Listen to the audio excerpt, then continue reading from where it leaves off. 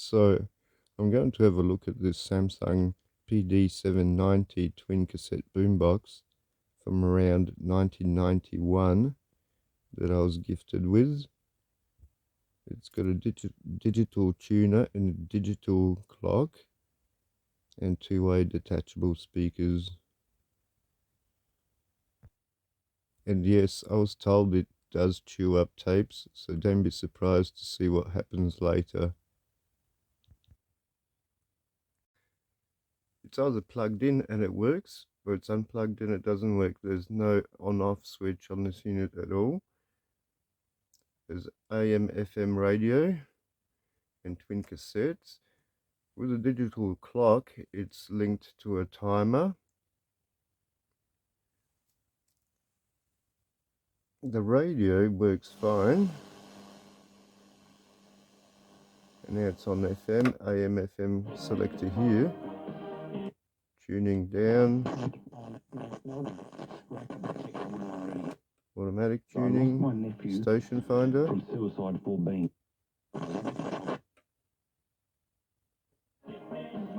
go to FM. Tuning up. And tuning down manually. Or auto tuning here. Forest along the He's got memory presets.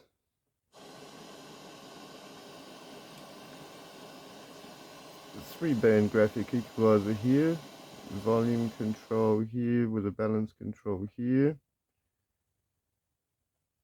and tape selector to use a tape deck, and for dubbing, high speed or normal speed dubbing. Let's have a look inside the cassette wheels. Looking in the record cassette wheel.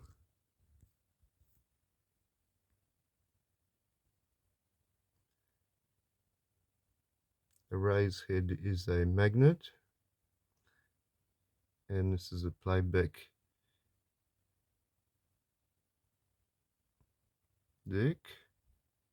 Dirty capstan. I haven't cleaned anything on it except the exterior a little bit. And funny thing is, the tape selector for chrome and normal tapes, it's positioned where it is, and it's at the back of the unit. So I'll chuck a test tape in it.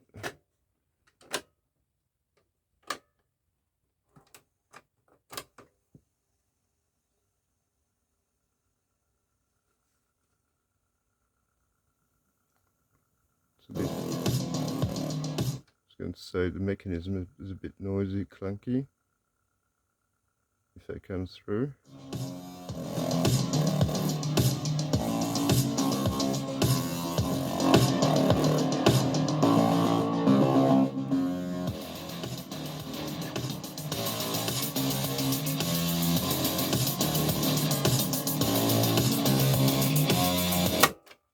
Let's check out the other deck.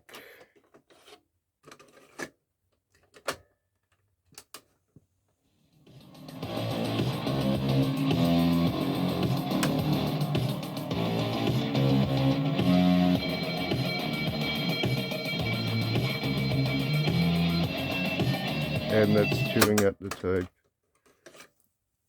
Oh yeah. Hence it's a test tape. Okay, not very good.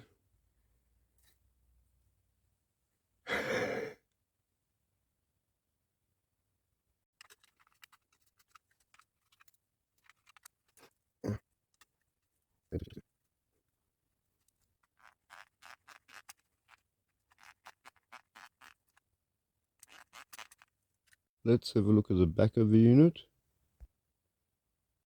On the back there is a power socket connector and speaker connections, but no other inputs or outputs. It's a Samsung, so it's made in Korea, and the tag says it uses 12 watts of power. And this is the multi-purpose switch. It's a beat cancel switch, mono stereo switch, as well as a tape selector switch for normal or chrome/metal tapes. What a place to put it.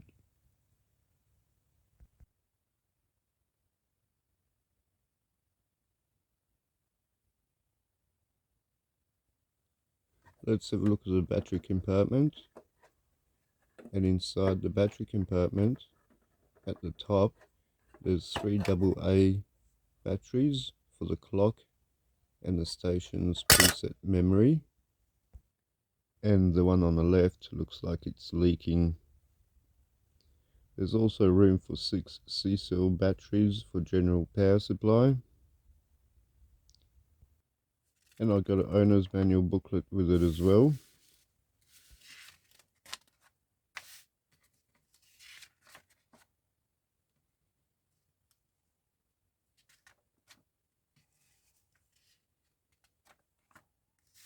And here are the specifications for the unit, including cassette frequency response, which is for normal cassettes 50 Hz to 6300 kHz, and chrome and metal tapes 50 Hz to 10,000 kHz. Shocking. To have a look inside, there's 3 screws here. There's 3 screws at the bottom, so that's them. But you do need a fairly long screwdriver to get in. And something was rattling around inside, and this came out of it as well.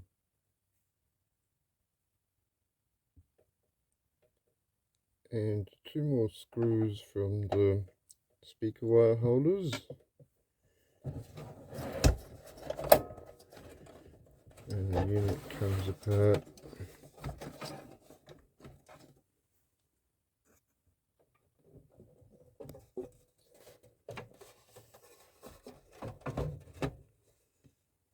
So that's apart. And I can see straight away where these things came from. Just there. So what's missing still is that spring underneath it. I'm assuming that's still rattling around in there somewhere. If that's gone, oh, here it is. There's a spring. It's just sitting here. So fitting that wheel, the pulley on that shaft, simple enough. The spring goes in on top, and then it's compressed and held by that cap.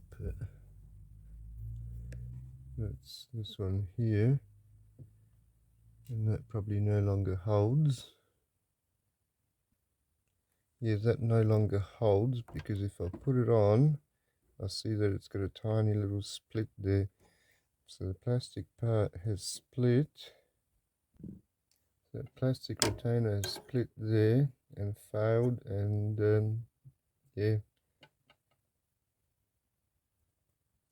I have found another similar mechanism with that spring and that retainer in white plastic on this mechanism.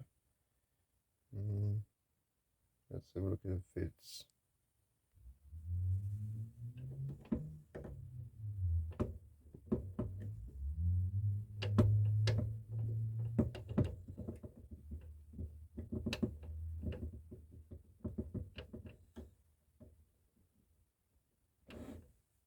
It's almost on there. So that retainer did fit, and I did spin the belt on the pulley on the flywheel, and that now works. I might put a dab of glue there so it doesn't fall out, and I think that should work. Thanks, spare mechanism. This mechanism was from a Sharp boombox. Yep, from late 80s, I think.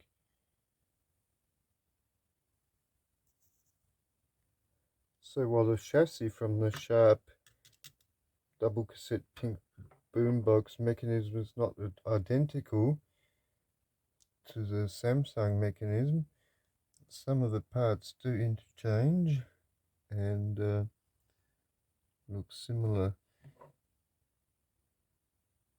but all this area is different in both of them. But these things seem to be very similar. And I put a dab of glue there and put it together and see how that works.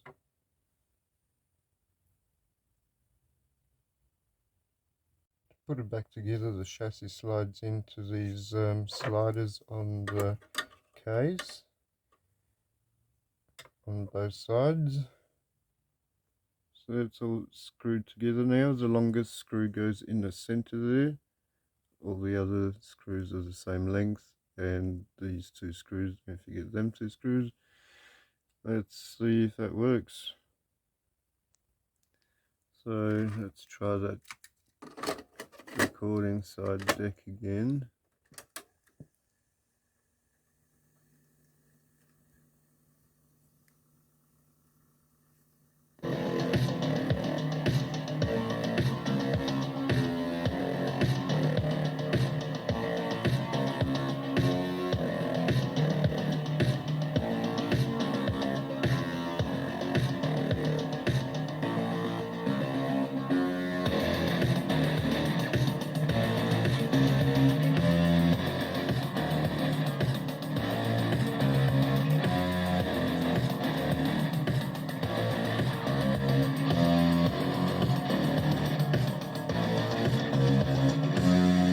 Yeah, I'd say that works.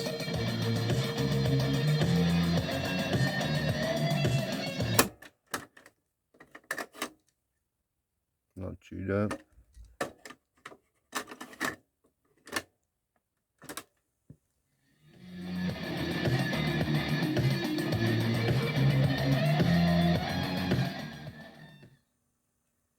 Thanks for watching, and see you next or the previous video.